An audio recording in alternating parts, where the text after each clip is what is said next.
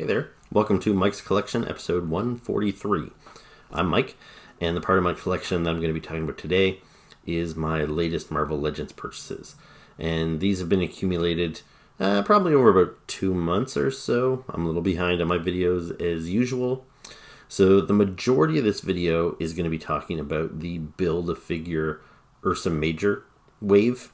So that was kind of an Iron Man-centric wave, where the Build-A-Figure was Ursa Major, the big Soviet supervillain bear. So normally I would get these waves all in one set, but this one I've kind of gotten piece by piece. So the last time I did a big kind of catch-all Marvel Legends video, I was able to talk about Darkstar and the hologram Iron Man, who are from that wave of figures. So I've already covered these ones in a previous video. If you were looking to see a review of the whole wave, you can go back and find my prior video with these guys. But I am going to cover the other 4 or 5 figures from that wave, as well as a couple other odds and ends that I've acquired recently. So let's jump right into it. So the first figure we're going to look at is Iron Man in his stealth armor. So this here first appeared in 1981. It was issue 152 of Iron Man when we first got a glimpse of his stealth armor here. And I'm not sure when I first encountered it. It was pretty early on into my comic collecting career. I started reading comic books in '86, and Iron Man was wearing his silver Centurion armor at the time when I started reading. But there was a storyline that came pretty quickly into after I started reading called Armor Wars, where Tony Stark wanted to go after everybody that had armor like his that was modeled after his designs. And so I believe he was wearing the stealth armor at one point during the Armor Wars story. So yeah, it wasn't too long into my comic reading career that I encountered this. So let's take a look at it. So you can see here it's cast in this very nice metallic shimmery blue. There's actually 2 shades of blue here. It might be a little difficult to tell, but there's a darker blue here for like the back of the helmet and the chest and everything, the gloves. But then the face, the arms, the legs, that's actually a different shade. They're both dark, shimmery blue, which is like the comic book. I don't think the comic book really had 2 tones. I think he was all just kind of one shimmery blue color. But I kind of like that they broke it up here and gave us a little bit of diversity here. It is hard to see on camera, but it's a lot more evident when you've got the figure in hand. And then you also see here, there's not a whole lot of paint apps on here, but there is some red on the face, in the eyes, and the mouth, and then there on his chest. So yeah, very cool. I like this figure a lot. It is actually a straight repaint of the Iron Man. We got, I forget what anniversary it was supposed to be. I want to say 80th anniversary, 60th anniversary, whatever they were calling it. So yeah, this Iron Man was released as part of the Anniversary series a couple of years ago, and it's a great figure. It definitely blew away all the previous Iron Man figures as far as I'm concerned, and I think Hasbro agrees that they did really well with this figure because they have reutilized this base figure several times. We've already got it for Iron Man 2020, we've got it for War Machine, we got it for the Silver Centurion Iron Man, we got it for the Stealth Iron Man now. Like, we've seen it a lot. So there's a lot of reuse for this. They've also reused it recently for this exact same figure, except instead of gold, he's got yellow, which I haven't picked up yet because I kind of feel like, okay, do I really need to buy every Iron Man with, it's the same toy, just different shades of yellow essentially. But every time I see it in the store, I'm really tempted to pick it up because it looks really sharp in the yellow. And even though if Iron Man were a real person, this is probably what his armor would be colored like. In the old comic books, it was very hard to get like a nice gold or anything like that. So he was often colored very, primary yellow. So when I see that figure, it harkens back to the old comic books of the 80s and the old toys of the 80s. So yeah, I'm tempted to get that. But anyway, this is a really solid figure, so I'm very happy to get it in these colors. I think he looks very cool. Now, he was always colored blue like this in the comic books, but it's kind of like with Spider-Man's black suit. When he got the black costume, it was intended to be completely black with just the white eyes and the white spider, and yet it was often colored mostly blue, and that was just so it would show up when they printed it on the old like comic paper, because just solid black wouldn't really look like much. It would just look like a big shadowy shape. And that's actually supposed to be true of this Iron Man as well. He's supposed to be black. When this armor was introduced, the cover announced that the now Ebon Avenger was arriving, but it was mostly colored in blue just so you could get all the detail of the armor, and he wouldn't just be a big black shape with these red slits in his eyes and his mouth. So, it's one thing to do that in print, but they've done that with every version of this toy as well. They've never went ahead and done just a solid black one as far as I know. I think the first toy of this came out in the 90s. I used to have it. I don't have it any longer. It was part of like the Toy Biz series that Toy Biz did toys for the 90s animated X-Men, Spider-Man, Iron Man, Silver Surfer, all those cartoons and all kinds of other lines that connected them. So I had the Iron Man, the Stealth Iron Man, and he was just like this. He was a kind of a metallic-y blue, and then he had all these metallic snap-on pieces. Toy Biz previously did a Marvel Legend like this, and again, he was painted blue. The only other version I have in my collection currently is this one here. This is the Marvel Universe 3 3/4 inch. So same idea. You can see that he is primarily a metallic-y blue color with some black wash over him, and then he's got the red details on the chest and the eyes and the mouth. So very similar to this one here, although this one here is a far inferior figure. He's very wiry, very small, kind of scrawny, whereas this guy here, I think the proportions are pretty much perfect. Love this thing here. Also, this one had lots of articulation for a little figure, but he ends up being kind of gangly when you pose him. He just doesn't really look right. Whereas this guy here, he's got lots of posabilities. He's got the double jointed elbow, so he's got a good range of motion there. Double jointed knees, so you can get his leg back really far. Although I always find these double joints a little hard to work with. Technically, this joint should come around so his foot can pretty much touch his butt, but I don't like forcing them, and it's a little piece of plastic there. So if you wanted to, you could definitely get a lot of poses out of them, but I tend not to I don't force the issue because I usually just display my figures in a pretty neutral standing pose anyway, so I don't need them to go crazy with articulation. So yeah, really solid figure. Very happy with him. Let's move on to the next guy. So next up we've got Iron Man again. This time he's in his modular armor. At least I don't remember if that's what they called this in the comic books right off the bat. It probably is. This armor came around in the 90s, and this was the armor that he was wearing in his cartoon. I don't think I have really any comics of him in this armor. I don't like this armor. I never did. I think I have one free comic book that I got from Pizza Hut that has him in this armor. I don't know why I didn't like it. Right off the bat, this full bare midriff thing I find kind of off-putting. It's not like he's actually bare midriff, he has armor on, but just the cut of it makes it look like he's in a little crop top, and I never really liked that. But to a lot of people, this is probably their Iron Man. In the same way, the Silver Centurion armor over here was relatively short-lived in the grand scheme of things. This is what he was wearing when I started collecting comic books. So this is kind of like the armor I always associate with Iron Man. It's my favorite armor. So he wore this for quite a long time. He wore it in the cartoons. So yeah, there's probably a lot of people that love this figure. But when this line of figures was announced, this guy was part of the wave with the other Ursa Major Build-A-Figures, but he didn't include any Build-A-Figure pieces.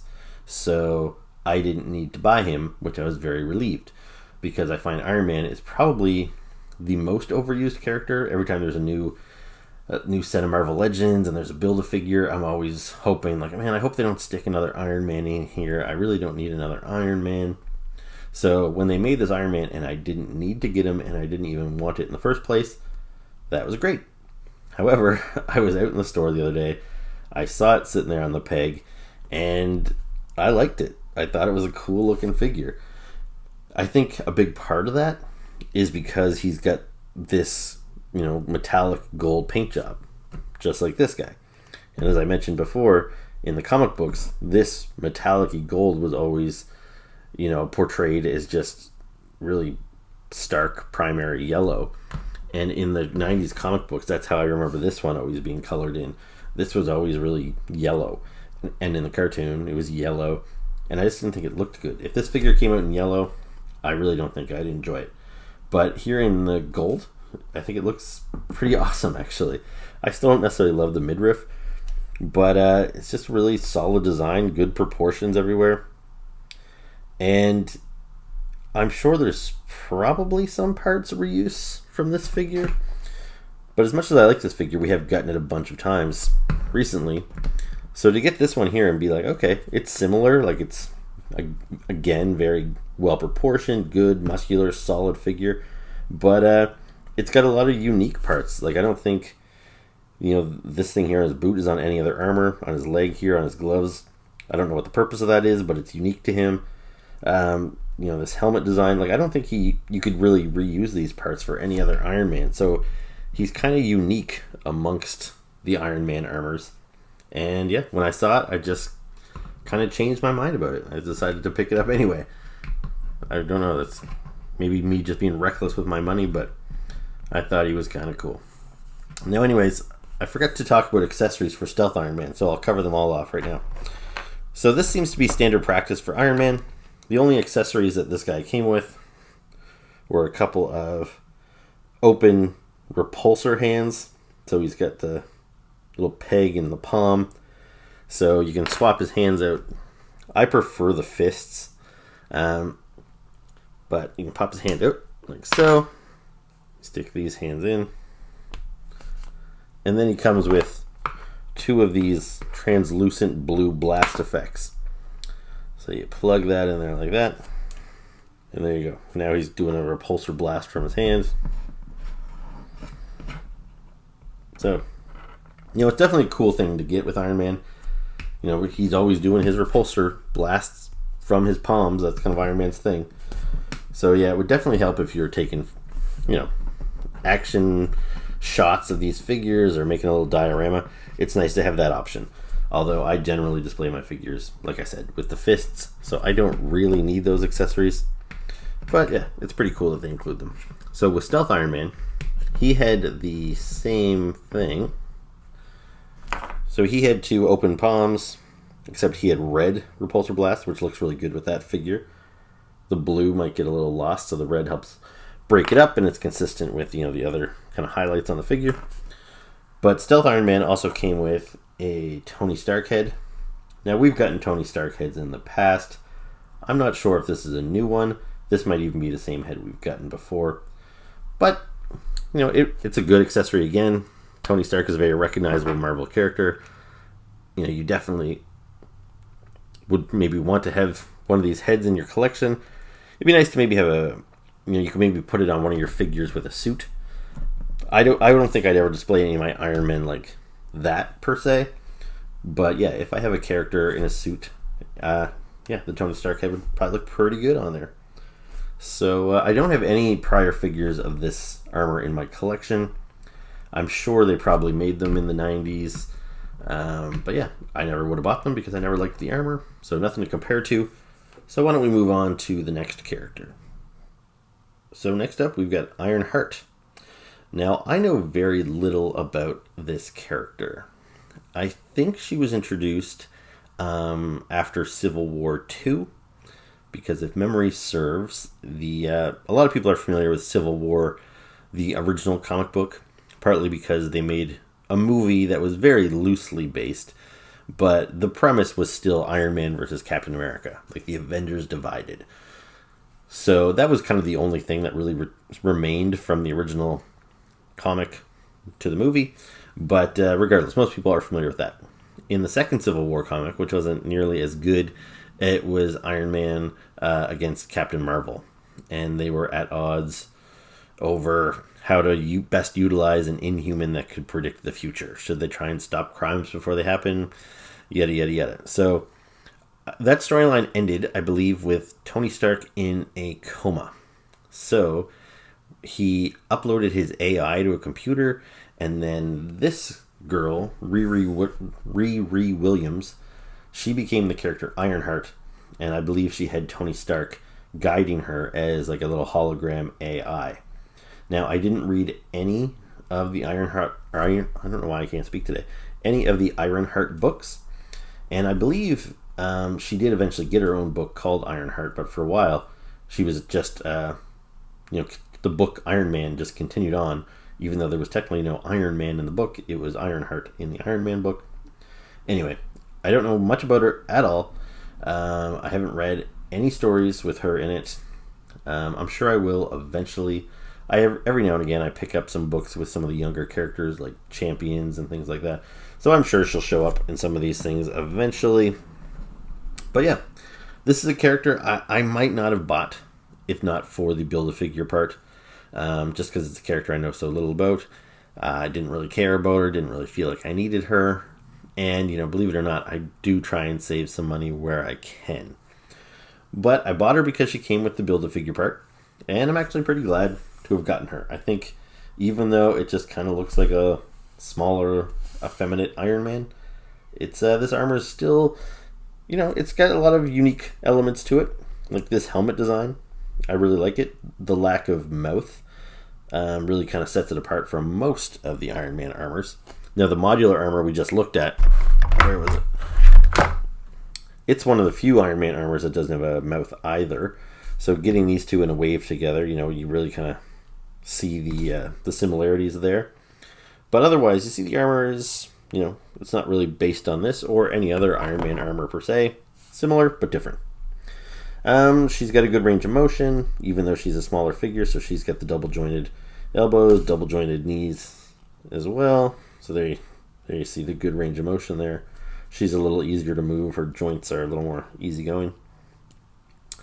So yeah, lots of good articulation. I dig it. And plus she's a new character, which is always nice. Because as cool as the new Iron Mans are, and Iron Man's one of those characters that you can kind of get away with having multiples in your display. I'm one of these guys that kind of needs a justification. I don't like just having dozens and dozens of the same character on a shelf together. But with Iron Man, he's kind of always had the Hall of Armor in the comic books. So he goes into his room and, there's all these armors standing there on display and he can choose which one he wants to wear. So whenever I get a new Iron Man, I can kind of justify it in my collection to say, yeah, this is just another armor that he's got here. So they're cool, but at the same time, it is a little bit of more of the same. But I really love getting brand new characters, and even though she's very derivative, it is a new character in my collection. I don't have Riri Williams in any other format. This is the first figure of her ever released. I think it's the only figure of her ever released at this point. Now, as far as accessories go, like Iron Man, she's got two of these hands with the repulsors that can plug in. Now, one thing that's kind of interesting, so she's got another accessory. She's got two of these smoke plumes, and I don't really know what I'm supposed to do with them. Again, maybe if I'd read any of her comic books, I would understand what the point of them is, but for me, it just kind of made sense, I guess, to slide them over her arm like so. Put her repulsor blasting hand. She came with the two blue translucent, just like Iron Man. And then the smoke plume kind of goes like that. So, that's kind of cool, I guess. It adds a little bit more of an effect. But I don't really understand why the repulsor would cause a plume of smoke like that. Like she's supposed to be the younger super genius who I'm assuming improved on Tony Stark's design to create her own armor or whatever.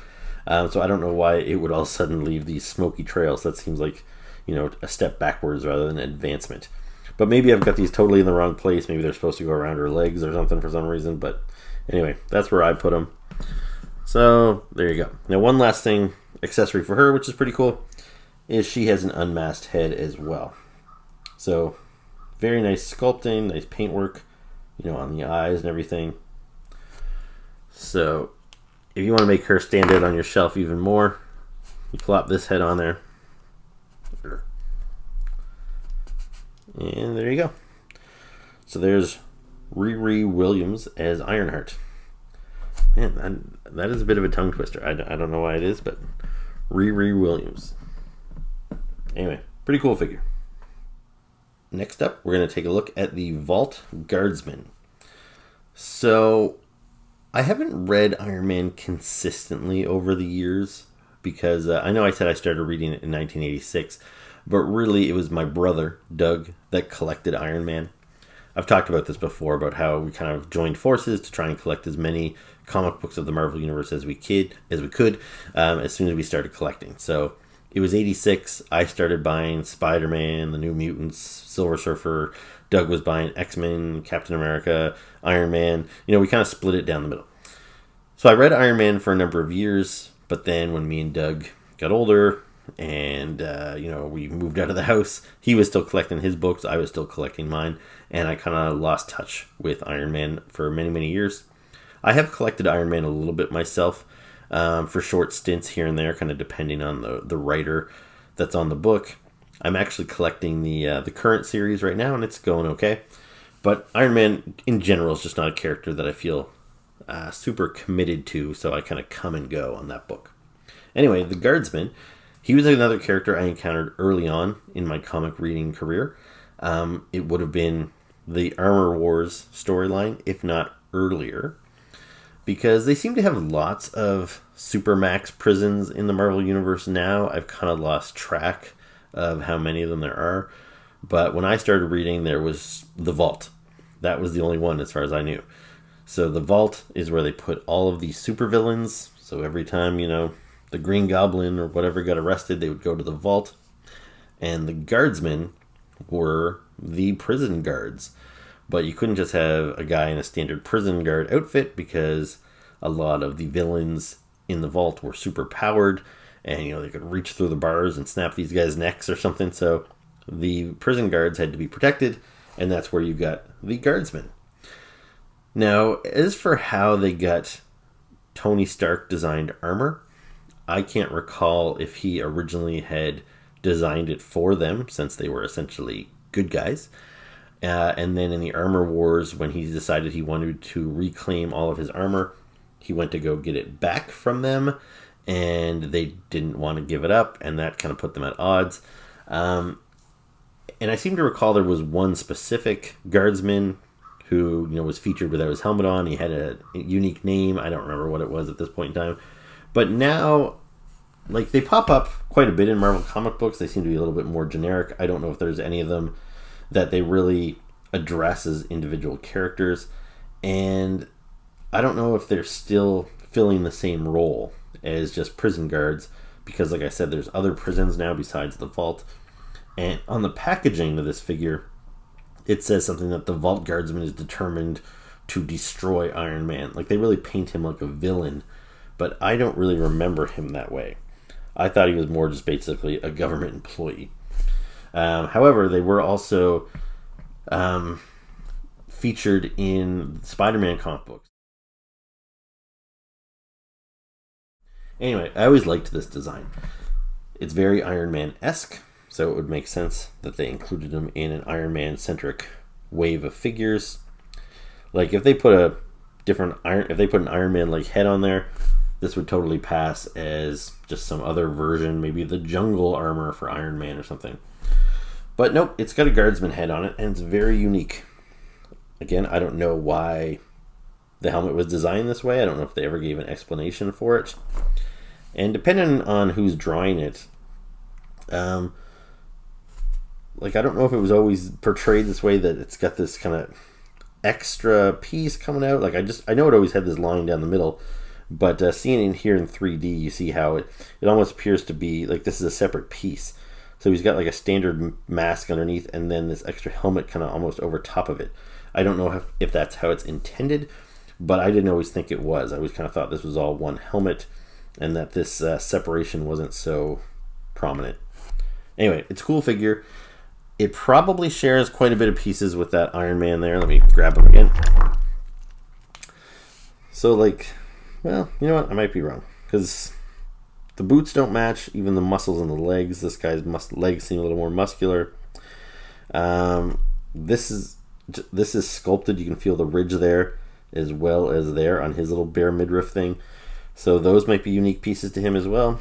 So I don't know, maybe the arms he shares with Iron Man, but it can only be the upper arms. So yeah, even though he looks like he's an Iron Man, he probably shares more pieces with other figures. Like these here, like his boot line, like there's no sculpted details on the boot. You know, he could share these legs with a Spider-Man or something for all I know. Anyway, the helmet's cool. The armor's cool. I really like the paint. Very reflective green, looks cool. For accessories, he came with an extra set of hands.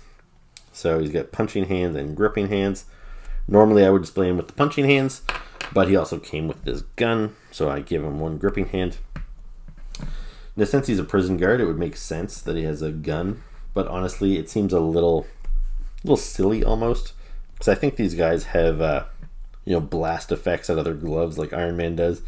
So to be carrying a little pistol around and wearing this armor almost seems a little silly. I do wish he had somewhere to put the gun. Like, I don't think it would have been faithful to the comic books. I don't remember these guys having holsters, but it would make sense for him to have somewhere to holster his gun, on his leg or on his belt or something somewhere. So yeah, cool figure. As far as previous versions, I'm not sure how many they've made. I think the first one again would have been Toy Biz's figures in the 90s based on the various animated series. I had the 90s Guardsman. I thought I still had it, but I couldn't find it when I tried to dig it out. So maybe I got rid of it. He was pretty cool. But what I didn't like about that figure is that the helmet, it was basically just a repainted Iron Man. So there was like a mouth slot. And that never really sat well with me, because what's so unique about the Guardsman is this helmet design with that line through the middle, and there's no mouth. So to have them just repaint it like an Iron Man head with little rectangular slots for eyes and a rectangular slot for a mouth, I never liked that, and I actually took a piece of paper and colored it green with markers and glued it on to my old figure, or taped it on. Anyway, so yeah, I wish I still had it, but I don't know where it is. I'm not sure if Toy Biz did one or not. The only one I have in my collection is, again, the 3 3/4 inch one, as I did collect this line for a number of years. So you can see the similarities. The design has not changed much over the years. The green hues are a little bit different, but it's hard to say which one's right or wrong, because if anything, this is probably more comic booky looking. But yeah, this is a cool figure too, but he's a little weird. He's a little barrel chested in his legs. That's kind of an awkward fit on his legs. It wasn't perfect. This new one's definitely an improvement. I like it a lot, and I'm glad I was able to track him down. So there you go. That is the Vault Guardsman. So the last figure from this wave is Ultron. And this is a really cool, classic-looking Ultron. I like it quite a bit. And Ultron is one of the main Avengers villains, and I actually did not have an Ultron in my collection at all. So this is a new character for me, and I'm glad to finally have him. I'm sure there have been many Ultrons over the years, but I think the only one in the modern Hasbro line would be the one from the live-action movie Age of Ultron, and he was a Build-A-Figure. And I have his legs and his arms, but I never got the figures that came with his torso or his head. So I never completed the movie Ultron. And other versions of Ultron that have come out, he's got kind of pointy rabbit ears, and he's kind of different shape, kind of less humanoid. I really like this kind of classic, simple design, so I'm glad that this is what we finally get in the modern Marvel Legends line. So let's take a look at him. He's pretty straightforward. Not a ton of detail. Like his legs here, there's a couple bands here and there just to break up the design. But yeah, he's just pretty much a straight silver robot. Looks like he could be right out of Star Wars or something with his kind of simple little design. One thing I do think is kind of funny, this is true to the comic books, but when I was taking pictures of this guy for Instagram, I couldn't help but notice that his kind of crotch piece, it looks like he's just wearing some tidy whities, some Hanes underwear or something. So that's kind of funny, but that is true to the original drawings in the comic books. For accessories, he came with 3 extra hands, which is kind of odd. Usually they come in pairs. So you see I've got him with a fist and an open hand. Here he's got another fist, and he's got 2 gripping hands. So I'm not sure why he only got 1 open hand, but whatever. I do like the open hand, so that's why I've chosen to display him like this. But then, of course, you got to give him a fist so he can knock somebody's block off if he needs to. And the last accessory here is this bit of Kirby crackle in his mouth. So that is removable if you don't like it. But this is just like a little translucent piece of plastic that's supposed to represent kind of crackling, bubbling energy. It's commonly known as Kirby crackle because Jack Kirby often drew this type of energy busting forth from a lot of his characters, whether it was Silver Surfer's Power Cosmic or, you know, some weird doomsday device or Ultron's mouth. There was always this kind of crackling energy, and I think that's a really cool effect. And hopefully Hasbro does this more often because I really like it. So yeah, very cool design. So even though this is my first Marvel Legends Ultron, I have had other Ultrons in the past, such as in the 90s Toy Biz line. But again, that was kind of a more modern, contemporary, a little more oddball design for Ultron. The only other classic Ultron, it's not quite exactly the same as this one, but again, it's from the 3 3/4 inch Marvel Universe line. So here is that Ultron. So you can definitely see the similarities in head design. This guy here, they've given like these green highlights, which I think actually looks really cool. Makes them kind of pop a little bit more. But at the same time, I prefer that they didn't do that with this one because it's just nice and classic, very comic booky. And yeah, as I said, with the other figures, with the early Marvel Legends and with these Marvel Universe lines, I find them awkward. They tried to give them a lot of articulation, but because of it, they pose weird and they just get all bent out of shape and gangly. It's awkward. These Marvel Legends figures are just the right proportions. They didn't go crazy articulating their toes and their fingers and everything like they used to do on the old Hasbro or the old Toy Biz figures. So yeah, I think these are great, and I think this is probably the best Ultron that we've ever got. So next up, we can take a look at the Build-A-Figure. So this is the Ursa Major figure that I have been building over the last several months, which is kind of odd. Usually with these waves of Marvel Legends, I either find them in the store and I buy them all together, or I pre-order them from a website and I get them all together. And that's what I did with this particular wave. I ordered it all from Big Bad Toy Store, and you know, I'm fine with there being delays, you know, given the current situation with COVID and all that stuff. But I would expect, you know, it might take some delays for Hasbro to get their toys to Big Bad and then Big Bad to me.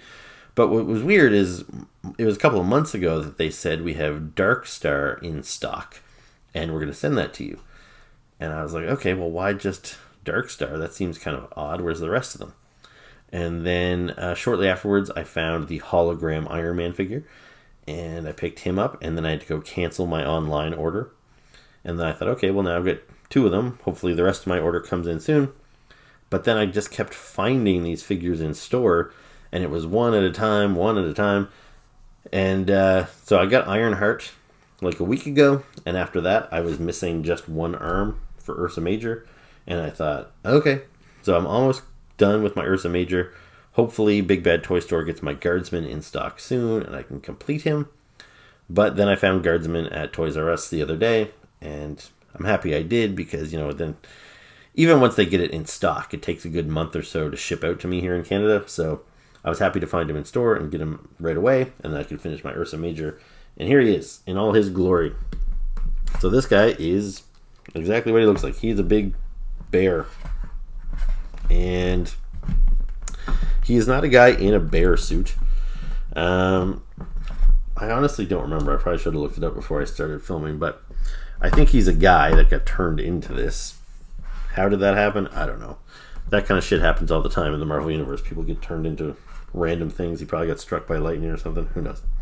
But he talks like a human in the comic books. Like, he's not feral or anything. Like, he can talk civilly. But he is kind of the muscle of the Soviet superhero team or supervillain team, depending on how you look at them, the Winter Guard. So, yeah, the Winter Guard's never been like a super popular group of villains. They don't appear all that often, and I don't think they've had figures before for the most part. Like their leader, Red Guardian, he's been made a few times, both in the older Marvel Legends and the Marvel Universe. And he might have even been included in the old 90s animated figures. But Ursa Major here, I'm pretty sure this is the first ever Ursa Major figure. And that would kind of make sense because he is such a big, crazy figure. He would have been hard to include in, like, say, the Toy Biz line, and even with the older Marvel Legends line, before they were doing Build-A-Figures way back in the day, he would have been just too big and costly, I think, to make and try and sell as an individual figure. So he works really well for this whole Build-A-Figure program. So really cool. He's got, lots of good articulation. You can see all his joints there. He moves just like any other Marvel Legend. Swivels there, ankles, rockers. They don't go side to side, do they? Yeah, side to side as well as forward, backwards. Good range movement on the head. So yeah, very cool. I'm very happy to get this guy. I think he's pretty awesome. Great detail on this guy.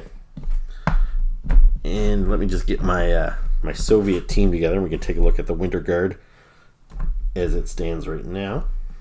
So here is Ursa Major with his teammates, Red Guardian, Dark Star, and the Crimson Dynamo. So this gives you an idea of the scale of Ursa Major. He's quite a bit bigger than the standard 6-inch figures in the line. But he's not so big that, Crimson Dynamo here was a Build-A-Figure a couple of waves ago, and even he's bigger than Ursa Major. But yeah, these guys look pretty great together, and I'm happy to get this team. Now, speaking of Soviet supervillains, I've got another figure here I'd like to show you. This is the Titanium Man. Although this is not actually a Marvel Legends figure, this is a Marvel Select, as produced by Diamond Select Toys. Now, Diamond Select has been making these Marvel Select figures for years. They've been making them longer than Hasbro has been making Marvel Legends. Marvel Legends used to be made by Toy Biz back in the day. I didn't care for Toy Biz's version because of all the extra joints and stuff. I really liked some of the figures Marvel Select was doing, and I had a few of them, but they were awkwardly out of scale. Like, I have a Black Cat figure, which I really love. It's designed on Terry Dodson's artwork, and he's like a great artist. He draws a killer Black Cat.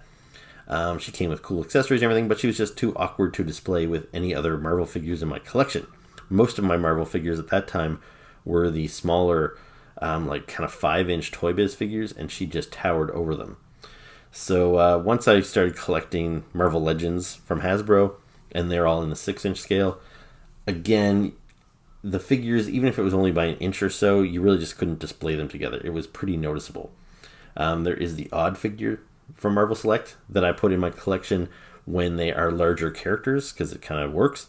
So, for example, I have Abomination from Diamond Select in my Marvel Legends collection, because even though Marvel Legends have made a couple of versions of Abomination, I think the Select version is still the best. I have the Watcher. Again, he's kind of oversized, but the Watcher is a larger character, so he works. So with Titanium Man here, he's a big character as well. I almost passed on this figure. I think it looks really cool. It looks like a classic Titanium Man, but I just thought he was too damn big. So let me, for example, bring out Iron Man here. Here's the Marvel Legends Iron Man. So it just looks way too big. So for accessories, Titanium Man has an extra set of hands. So he's got fists and he's got open gripping hands.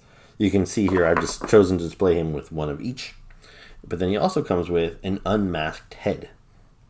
So here we go. So there's lots of detail in there. He's a pretty ugly, angry looking dude. And when you put this head on him, and this is actually how he's packaged, with this head, that just really makes him stand. Like, this guy looks like a frigging giant. And knowing the size of Tony Stark's head, and we don't even have to guess because we have Tony Stark with his head right here. So there's no way that these two guys come from the same race of people. When you look at these head sculpts, like it's just crazy. However, when you look at comic book artwork, Titanium Man was often portrayed this large. The guy, he would be a guy, say, this size, but he fits into this armor. And rather than Iron Man, who basically wore essentially skin-tight armor, this guy had a big, almost like mech suit.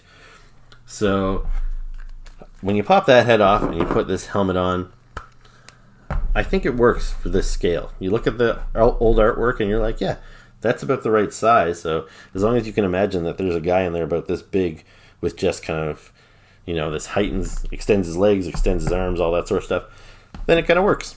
And they have not made a titanium man figure in the Marvel Legends line, not in many years. I don't know if Hasbro's ever made one. There was one in the old Toy Biz line, I think. And this is the design I want. Titanium Man has had many designs over the years. So has Crimson Dynamo, for example. And I like the way they looked basically from their first appearances onwards into the 80s. The design stayed pretty consistent. They were big, kind of blocky. And over the years, they've got more contemporary designs. So, for example, the Crimson Dynamo, this figure here, while it's a pretty cool figure, this is really nowhere close to the design that I would have liked to have seen. I would have preferred the classic solid red 80s design. Whereas with Titanium Man here, this is exactly the design I would have wanted.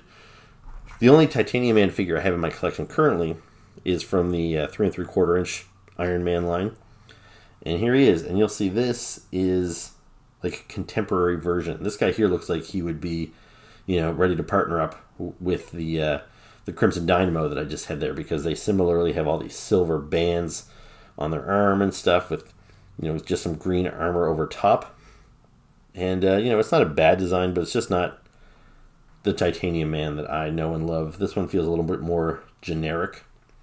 So when I got this figure, I really wished I had a more classic Titanium Man, and now I do. So sure, he's very big, but I think that's okay. And let's get a closer look at him. It's so hard to even get him in camera here. But like that face design, it's just so perfectly kind of weird with those like stars for eyes and the little frown on the mouth. And the armor is just, pretty straightforward. There is lots of little detail on here, but nothing crazy. Like, he doesn't look super techy. He looks kind of old-fashioned. The paint job is nice. It's a different shade than the Guardsman, but similarly, it's got that kind of nice metallic paint, so it gives it a nice kind of reflectiveness on it. I like that a lot. So yeah, there you go. He doesn't, I guess I could mention for posability, he doesn't have quite as much articulation as, say, a Marvel Legend. Like, you're not going to get double jointed elbows or knees or anything on the Marvel Selects figure. They tend to be a little bit more stiff. But this guy moves pretty well. Like, he's got a good range of motion. His hands move, his wrists move. There you can see the joint on his hand, so you can get his hand up a little bit like that. So yeah, got chest articulation. It's all pretty good. One thing you might have noticed is that he falls over, though. So his ankles here are a little too loose, especially for a figure who's as big and heavy as he is. This guy is quite a bit heavier than your typical Marvel Legend figure. Even a bigger figure like Ursa Major or Crimson Dynamo is quite a bit lighter than this guy. So yeah, I wish his ankles were a little more solid, because I really don't want this guy falling over on my shelf and knocking everybody down with him. But it's a cool figure. So there you go. There's the Titanium Man. So the next figure we're going to take a look at is John Walker, also known as the U.S.Agent. Now, I don't typically buy Marvel Cinematic Universe figures. I buy them when I have to, almost, or I buy them when I want a character and they haven't made a comic book version of them yet. I would take the comic book version of a character any day over the movie version. And don't get me wrong, I absolutely love the Marvel movies. I've been pleased with every single one of them. They oftentimes take characters that I didn't really care about before and make them cooler. For example, I never really liked Doctor Strange all that much in the comic books, but I think he's great in the movies. And yet, by him being great in the movies, it makes me want a good comic book version of the toy. It doesn't make me want the movie version. So with the U.S.Agent here, he's from the TV series The Falcon and the Winter Soldier. And I've always liked the U.S.Agent. And I can't even remember if I guess they refer to him in like the last line of the show, I think. But this character was introduced as the new Captain America, which is pretty much the same storyline from the comic books when he was introduced. He was Captain America for a while, and Steve Rogers in the comic books became the U.S. Agent. And then when he eventually went back to being Captain America, him and John Walker basically swapped identities, and he became the U.S. Agent. And he looks very similar to Captain America, except instead of red, white, and blue, he's red, white, and black. So this figure here, they released in two different color schemes. This one here is the standard figure, and he's packaged as the U.S. Agent in the red, white, and black. But then you can get the same figure in red, white, and blue, listed as the John Walker version of Captain America. I think it's a pretty cool figure. It looks pretty accurate to the show. Like, even though you can't see the actor's whole face, I do kind of see the actor likeness in the design there. So that's pretty cool. I do like this version of the outfit. Like, it looks realistic. It's not too far removed from the comic book version. But again, I would prefer a comic book version. I hope we get one eventually. So yeah, he's cool. One thing that kind of sucks about this figure is for accessories, he came with an extra set of hands. So I've got him with his fists, but he's also got these gripping hands. But I don't know what he's supposed to grip because he didn't come with a shield. And that's what kind of sucks about this figure. U.S. Agent has always had a shield. And I don't think they maybe showed it in the show, which is why they didn't give it to us here. Maybe they thought that would be a spoiler or something. But guaranteed when this guy shows up again, he's going to have a shield with him. So I wish they had given it to us. It just seems kind of silly. The only other thing he came with was the Build-A-Figure piece of this set of wings that belonged to Falcon. But this guy here and Baron Zemo are the only figures I bought from this series. Again, because most of them were based on the TV shows and the movies. And even though I'm a big fan, I just don't need the movie versions. So the only reason I bought the Baron Zemo is because I missed out on the comic book version of Baron Zemo that came out several years ago. So he's kind of a placeholder. And that's how I feel about this U.S. Agent as well. He's just kind of a placeholder. Another thing that's kind of annoying is you see he's got a gun holstered on his leg. And it almost looks like it could come out, but it can't. That's all one piece, the holster and the gun. So again, he's got these gripping hands, no shield, and no gun. So, I don't know. Now, they've made lots of figures of the U.S. Agent in the past, including old Marvel Legends from Toy Biz. The only one I have in my collection is the 3 3/4 inch Marvel Universe one. Now this is a pretty great figure. Like, maybe his proportions are a little off. His arms kind of look a little small here now that I'm looking at him. And a lot of these figures are kind of barrel chested.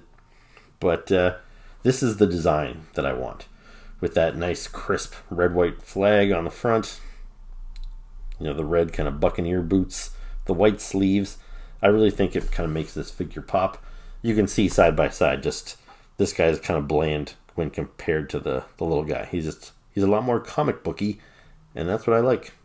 So it's a cool figure, but yeah, I do hope to upgrade him at some point. So the last figure I have to show you is another Marvel Cinematic Universe figure, and this is Sutur. Now, this guy is big, and I can't even fit him on my screen. So this guy is the big kind of fiery god that Thor has to fight at the beginning of Thor Ragnarok. And he ends up, spoiler alert, ripping his head off. So Sutur here is very cool. He looks just like he did in the movie. He kind of looks like this big charred demon. His skin looks like it's all burnt. And there's some flames coming off of him. You see the flames on his arm, on his shoulders. Very cool. You see he's got a gigantic sword there. Very cool design. There's lots of texture throughout here. And the paint job, he almost looks sticky. He's not, but the way he's painted with that gloss all over him, he looks like he'd be gross to touch. You almost feel like his flesh is going to peel off in your hand when you handle him. But besides the giant sword here, he had just a couple of extra hands for accessories. So again, he's got the option of gripping hands or fists. I've got him with one grippy hand here, and I've got him with an open hand here. So, yeah, you can do whatever you want. But if we get up close here for the chest design, again, you see he's cast in this translucent orange with this black kind of paint wash over top of it here. Just going to get rid of his sword here for a second so I can move him around a little bit easier. The face, Very cool. He looks angry or anguished. He's definitely like yelling out. Got this cool design here. Very reminiscent of Hela as well with this helmet. And again, you see these translucent flames on there. Like, there's not a ton of like, he's a big burn naked guy, you know, so there's not much detail as far as a costume or anything like that goes. As far as movement, like, he's got the double jointed elbows, double jointed knees, so you can get a good range of movement. He can almost touch his butt with his own feet there. And I'll just show you this translucent effect. If you're able to display this guy maybe with some back lighting or something, you shine this through him and you can see how that orange really pops, and it helps to make him look a lot more like molten. So yeah, very cool. So this is another guy I would have loved to get the comic book version of him. It's he's still just a big fiery guy in the comics, but he's a character that I probably first encountered in the official handbook of the Marvel Universe, and he was just this big, beefy, fiery fireball guy, I guess, and he looked really cool, and I think he would make a great figure. But this guy is very cool too, and I think it's a pretty safe bet that we will not get a comic book version of Sutur. He's just too big and too obscure. So yeah, I don't see it happening. The fact that this guy was in the movie, I think, gives him the extra boost to get made. So I'll take it. If this is the only Sutur that I'm likely ever to get, I think they did a good job, and I'm pleased with him.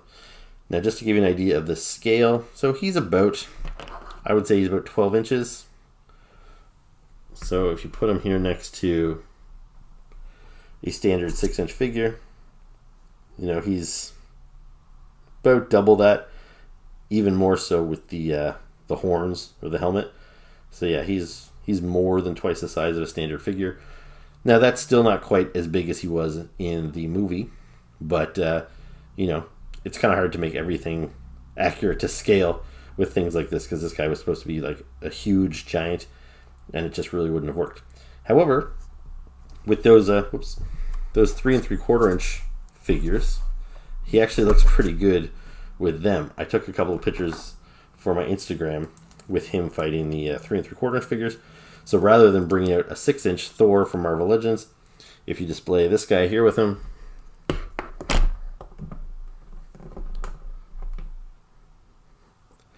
now the scale looks a little more accurate. This guy looks a lot bigger. Now he's about 4 times as large. So yeah, very cool. So there you go. That's Sutur. And I think that's all the Marvel Legends I have to show you for now.